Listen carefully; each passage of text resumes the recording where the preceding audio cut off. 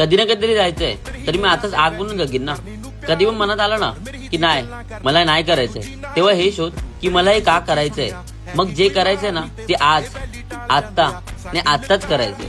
आज आहे माझ्या प्रेमचा डे 29. Body weight 61.6. सध्या डोक्यात एवढंच आहे, 75 हा आकडा कधी दिसणार, वेट वाढणार कधी, की वेट वाढणार की नाही. मनात बस शंका आहे आणि डोक्यात एवढंच की थांबणार नाही. मला कोणी बोललं नव्हतं की ही जर्नी किती अवघड आहे. डाएट बस लोड करतोय आणि गरमीत पचवणं मुश्किल.